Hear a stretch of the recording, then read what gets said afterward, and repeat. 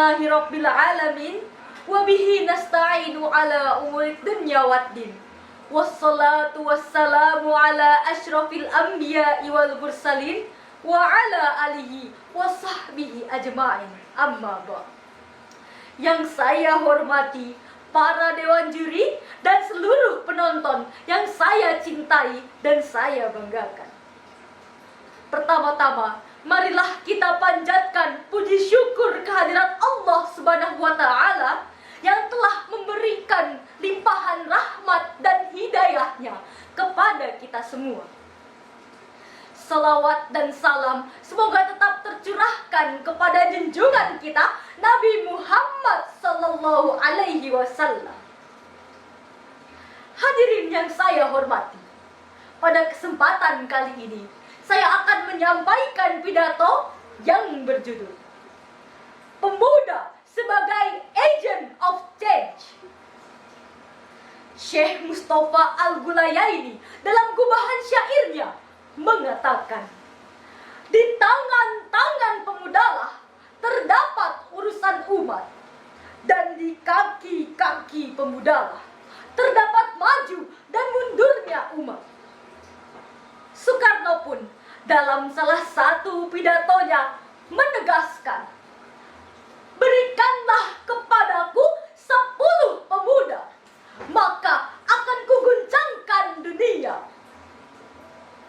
Ungkapan tersebut mengilustrasikan kepada kita bahwa pemuda adalah agent of change dan penyambung tongkat estafet perjuangan dan cita-cita bangsa.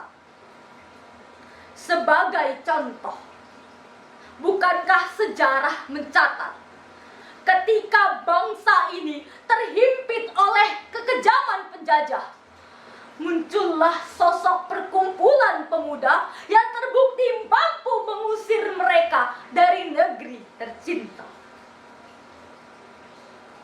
Bahkan ketika Rasulullah Sallallahu Alaihi Wasallam hendak dibunuh oleh kafir Quraisy, muncullah sosok Ali bin Abi Thalib yang tangguh dan pemberani, yang rela mengorbankan jiwa dan raganya demi Nabi tercinta. Maka tak heran Fatih Akan dalam bukunya As-Sabab wa Taghyir mengatakan, dalam setiap gerakan dan perubahan besar di dunia pasti ada peran pemuda di dalamnya. Lalu, bagaimana peranan para pemuda generasi penerus bangsa sekarang ini? Kita patut berbahagia.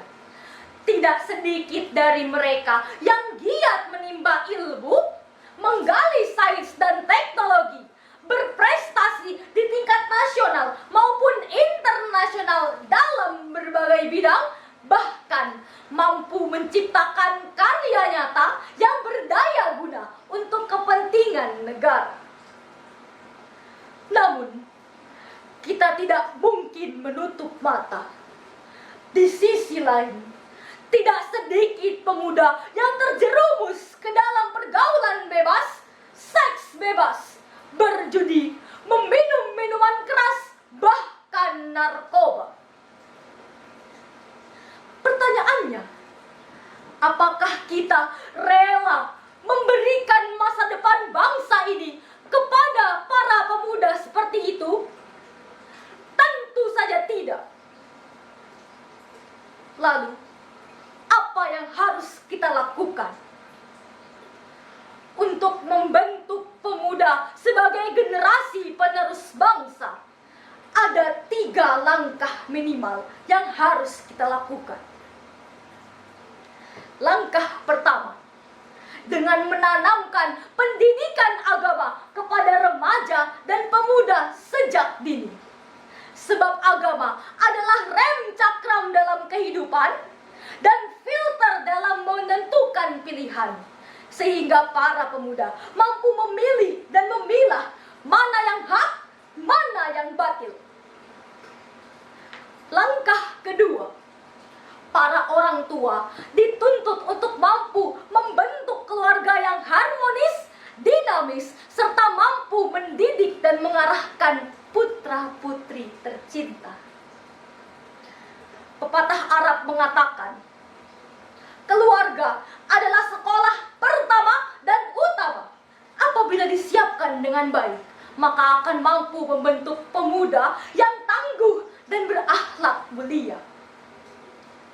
Langkah ketiga, pemerintah sebagai penentu kekuasaan, maka mereka harus mampu berkomitmen untuk memberdayakan potensi para pemuda.